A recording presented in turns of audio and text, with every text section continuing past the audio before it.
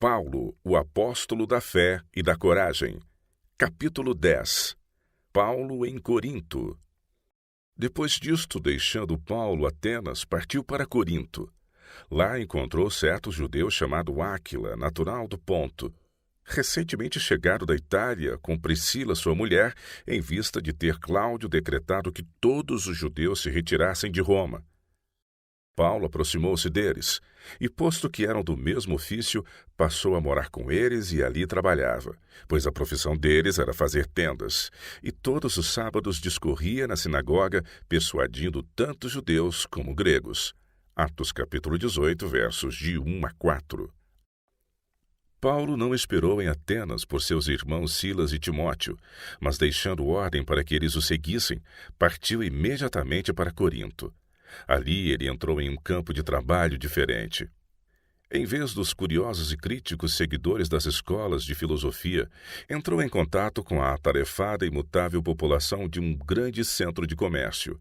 Gregos, judeus e romanos, como viajantes de todos os países, misturavam-se em suas ruas apinhadas, avidamente preocupados com o comércio e o prazer, e tendo pouca preocupação ou cuidado além dos negócios da vida presente.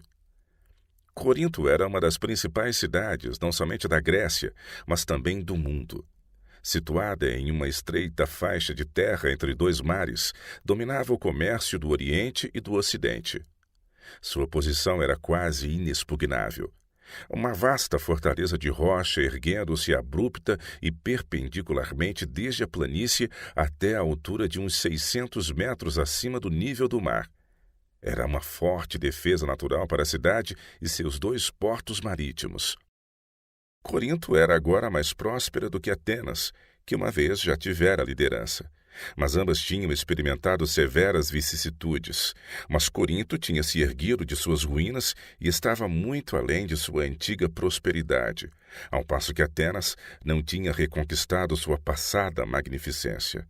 Atenas era o reconhecido centro da arte e da cultura. Corinto era a sede do governo e do comércio. Essa grande cidade mercantil estava em comunicação direta com Roma, e Tessalônica, Éfeso, Alexandria e Antioquia eram todas de fácil acesso por água e por terra. Uma oportunidade era assim apresentada para a propagação do Evangelho. Uma vez estabelecido o Evangelho em Corinto, ele seria rapidamente comunicado a todas as partes do mundo. Entretanto, o apóstolo via de todos os lados sérios obstáculos ao progresso da sua obra. A cidade estava quase completamente entregue à idolatria. Vênus era a deusa favorita, e um grande número de mulheres dissolutas era empregado no culto da divindade reinante, com o propósito de atrair os afeiçoados ao vício popular. Os coríntios haviam se tornado notáveis, mesmo entre os pagãos, por sua grosseira imoralidade. Havia agora um número muito maior de judeus em Corinto do que em qualquer época anterior. Esse povo tinha sido geralmente favorecido pelos poderes reinantes e tratado com muita consideração. Mas, ao mesmo tempo que eles tinham se tornado arrogantes e insubordinados, depois de terem rejeitado e crucificado a Cristo à luz do mundo, seguiam sua própria compreensão obscurecida, manifestavam mais abertamente sua inveja e ódio contra os poderes que os governavam e orgulhosamente se jactanciavam de um rei dos judeus que viria, com grande poder para subverter seus inimigos e estabelecer um magnífico reino. Era por causa desta vaga crença que eles tinham rejeitado o Salvador.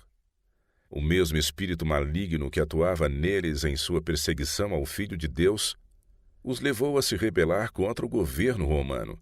Estavam continuamente criando sedições e insurreições até que foram finalmente expulsos de Roma por causa do seu espírito turbulento. Muitos deles encontraram refúgio em Corinto. Dentre os judeus que ali fixaram residência, muitos eram inocentes das maldades que prevaleciam entre eles como um povo. Desta classe eram Áquila e Priscila, que posteriormente se distinguiram como crentes em Cristo.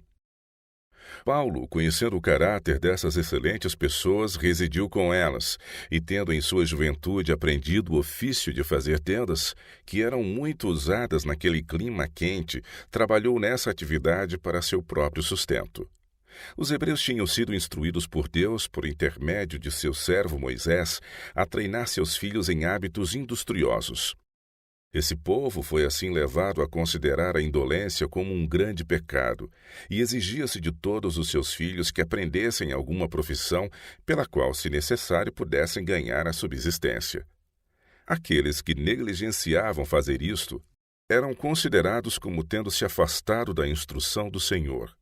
O trabalho era considerado enobrecedor em sua natureza, e os filhos eram ensinados a combinar religião e atividade. No tempo de Cristo, os judeus, mesmo ricos, ainda seguiam esse antigo costume. Paulo era altamente instruído e admirado por sua inteligência e eloquência.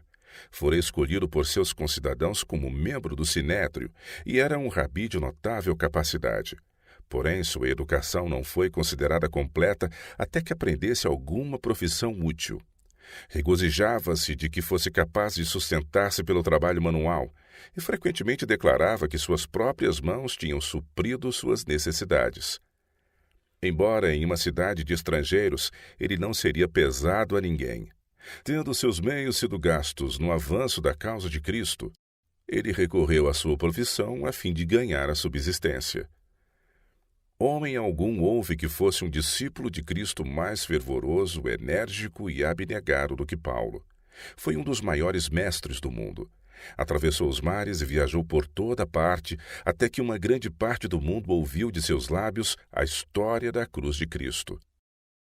Tinha um ardente desejo de levar homens que estavam perecendo ao conhecimento da verdade através do amor de um Salvador. Toda a sua alma estava empenhada na obra do ministério, mas decidiu trabalhar em sua humilde profissão para que não fosse pesado às igrejas que eram oprimidas pela pobreza. Embora tivesse fundado muitas igrejas, recusava ser sustentado por elas, temendo que sua utilidade e sucesso como ministro de Cristo pudesse ser prejudicados pela suspeita de que estava pregando o evangelho por amor ao ganho. Removeria de seus inimigos todo motivo para representá-lo mal e assim depreciar a força de sua mensagem. Como obreiro do Evangelho, Paulo poderia ter reclamado apoio em vez de sustentar-se a si mesmo, mas estava disposto a privar-se desse direito.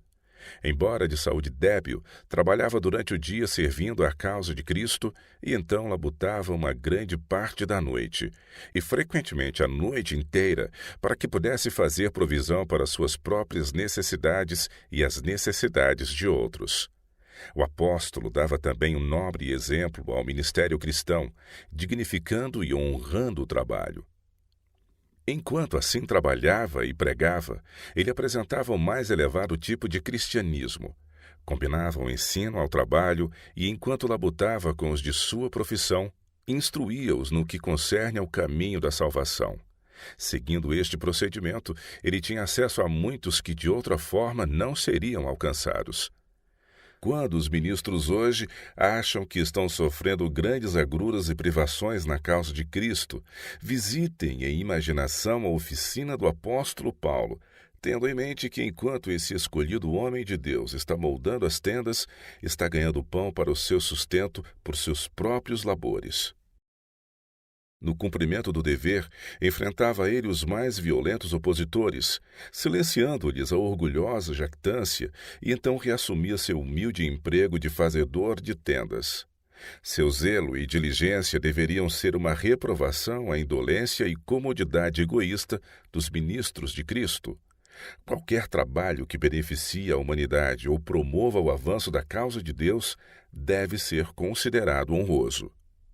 Pregando o Evangelho em Corinto, o apóstolo adotou um procedimento diferente daquele que havia assinalado suas atividades em Atenas. Enquanto se achava em Atenas, ele adaptou seu estilo ao caráter de sua audiência, e muito do seu tempo foi empregado na discussão da religião reinante, enfrentando lógica com lógica e ciência com ciência. Mas, revendo o tempo e o esforço que havia ali dedicado à exposição do cristianismo, e percebendo que o seu sistema de ensino não tinha produzido muito fruto, decidiu seguir dali em diante um diferente plano de trabalho. Decidiu que, tanto quanto possível, evitaria argumentos e discussões sobre elaboradas teorias. e insistiria com os pecadores sobre a doutrina da salvação por meio de Cristo. Em sua epístola aos irmãos de Corinto, ele descreveu posteriormente sua maneira de trabalhar entre eles. Eu, irmãos, quando fui ter convosco, anunciando-vos o testemunho de Deus, não fiz com ostentação de linguagem ou de sabedoria, porque decidi nada saber entre vós, senão a Jesus Cristo e este crucificado. E foi em fraqueza, temor e grande tremor que eu estive entre vós. A minha palavra e a minha pregação não consistiram em linguagem persuasiva de sabedoria, mas em demonstração do Espírito e de poder, para que a vossa fé não se apoiasse em sabedoria humana, e sim no poder de Deus. Aqui o apóstolo apresenta a maneira mais eficaz de converter almas da ignorância e das trevas do erro para a luz da verdade. Se os ministros seguissem mais de perto o exemplo de Paulo neste particular, veriam maior sucesso acompanhando seus esforços.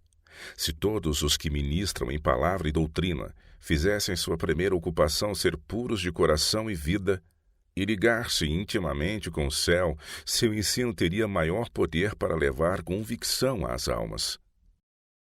Quando Cristo esteve na terra, os judeus por todo o país acompanhavam seus movimentos, porque a religião deles não estava segura onde a influência do Mestre era sentida. Cristo era seguido continuamente por espias que apanhavam cada palavra e ato que pudessem usar contra ele. Paulo teve de enfrentar o mesmo espírito de oposição e cego preconceito. Ele pregava primeiro na sinagoga, discorrendo sobre Moisés e os profetas, e mostrando quais pecados o Senhor tinha punido mais severamente nos tempos antigos, e frisando que a murmuração e rebelião eram o grave crime que havia trazido desagrado de Deus sobre seu povo escolhido. Conduzia seus ouvintes a partir dos tipos e sombras da lei cerimonial para Cristo, sua crucifixão, seu sacerdócio e ministério no santuário celestial, o grande assunto que lançava sua sombra retroativamente para a era judaica. O Messias era o antítipo de todas as ofertas sacrificiais judaicas. Provava pelas Escrituras quais deveriam ser o caráter e as obras do Messias prometido, e também a recepção e tratamento que ele receberia na terra, conforme testificado pelos santos profetas. Mostrava então que estas predições tinham se cumprido na vida, ministério e morte de Jesus e, portanto, ele era realmente o Redentor do mundo. Paulo mostrava pela Escritura que o Evangelho era apenas o desenvolvimento da fé hebraica. Cristo deveria vir para benefício especial da nação que estava aguardando sua vinda, como consumação e glória do sistema judaico. O apóstolo tentava então demonstrar à consciência dos judeus o fato de que somente o arrependimento pela rejeição de Cristo poderia salvar a nação da ruína iminente. Reprovava a ignorância deles no tocante ao significado daquelas passagens, das quais eles tanto se orgulhavam e se vangloriavam de compreender inteiramente. Expunha o seu mundanismo, seu amor à posição, títulos e ostentação e o seu desordenado egoísmo. Mas os judeus de Corinto fecharam os olhos a toda evidência tão claramente apresentada pelo apóstolo e recusaram dar ouvidos aos seus apelos. O mesmo espírito que os havia levado a rejeitar a Cristo encheu-os de ira e fúria contra Paulo. Teriam dado fim à sua vida não tivesse Deus guardado seu servo para que pudesse fazer sua obra e levar a mensagem do Evangelho aos gentios. Opondo-se a eles e blasfemando, sacudiu Paulo as vestes e disse-lhes: sobre a vossa cabeça o vosso sangue. Eu dele estou limpo, e desde agora vou para os gentios. Saindo dali, entrou na casa de um homem chamado Tício o Justo, que era temente a Deus. A casa era contígua à sinagoga. Silas e Timóteo haviam se juntado a Paulo, e agora trabalhavam juntos pelos gentios.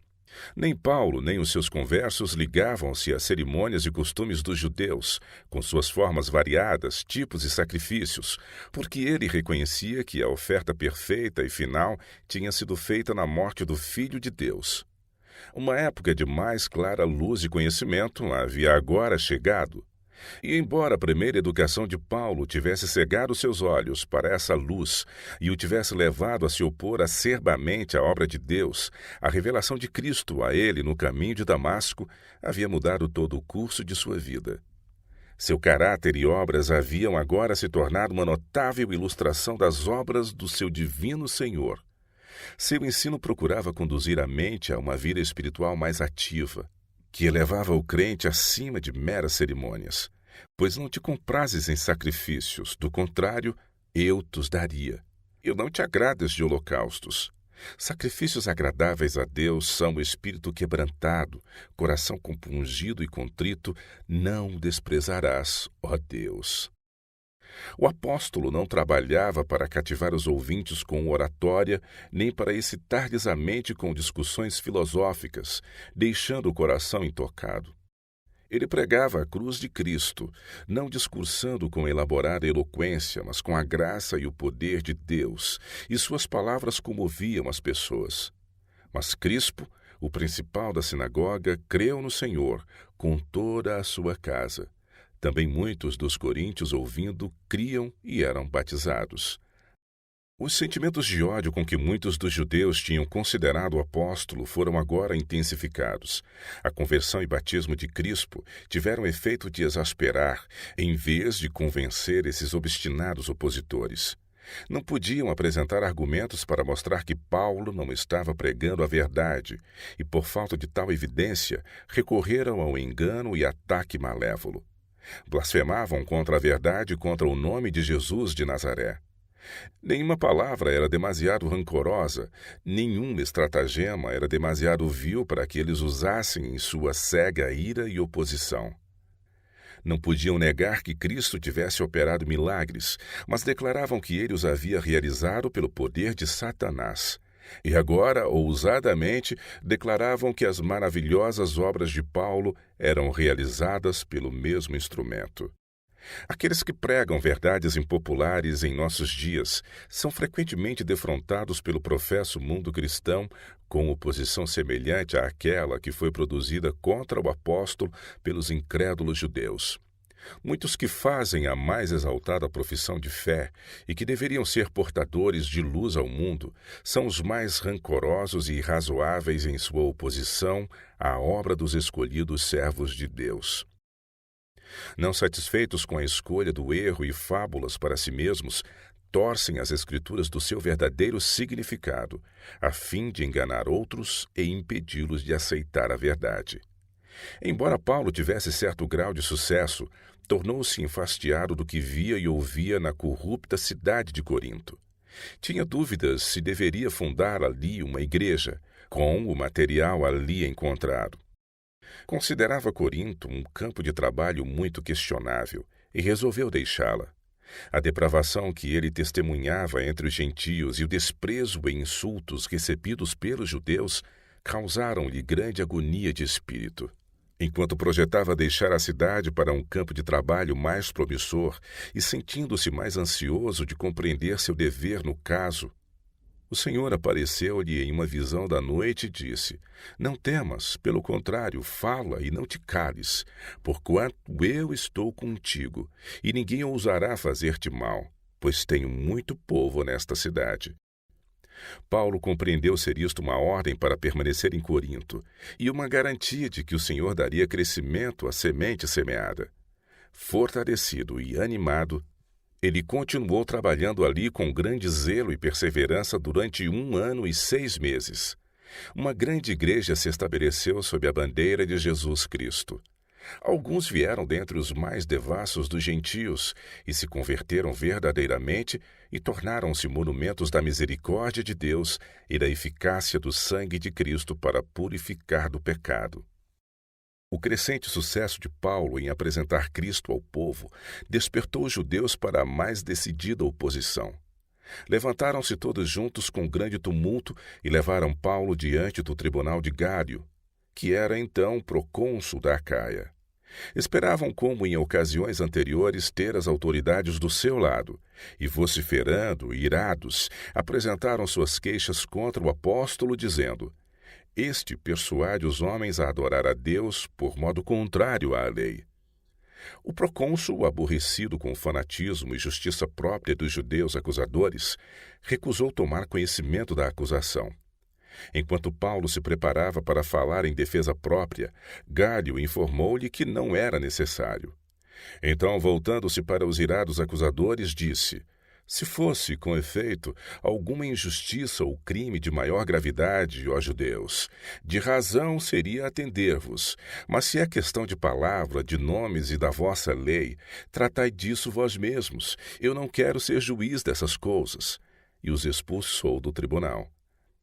A decidida atitude do procônsul abriu os olhos à vociferante multidão que estivera apoiando os judeus. Pela primeira vez durante os trabalhos de Paulo na Europa, a multidão tomou o partido do ministro da Verdade, e diante das próprias vistas do procônsul e sem interferência de sua parte, o povo acometeu violentamente contra o mais destacado dos acusadores do apóstolo. Então todos agarraram Sóstenes, o principal da sinagoga, e o espancavam diante do tribunal. Gário, todavia, não se incomodava com estas coisas. Gário era um homem de integridade e recusou tornar-se instrumento da inveja e da intriga dos judeus. Ao contrário de Pilatos, recusou fazer injustiça a alguém que ele sabia ser inocente. A religião judaica estava sob a proteção do poder romano, e os acusadores de Paulo pensavam que, se pudessem aplicar-lhe a acusação de violador das leis de sua religião, ele provavelmente seria entregue em suas mãos para a punição que julgassem conveniente infligir. Esperavam assim conseguir a sua morte.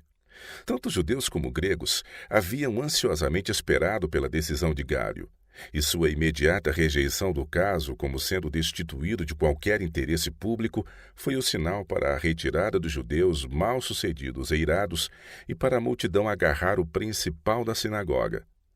Mesmo a turba ignorante pôde perceber o espírito injusto e vingativo demonstrado pelos judeus em seu ataque contra Paulo. Assim, obteve o cristianismo uma assinalada vitória. Se o apóstolo tivesse sido expulso de Corinto nessa ocasião por causa da malícia dos judeus, toda a comunidade de conversos à fé de Cristo teria sido posta em grande perigo. Os judeus teriam tentado reforçar a vantagem ganha, como era seu costume, mesmo até o extermínio do cristianismo naquela região.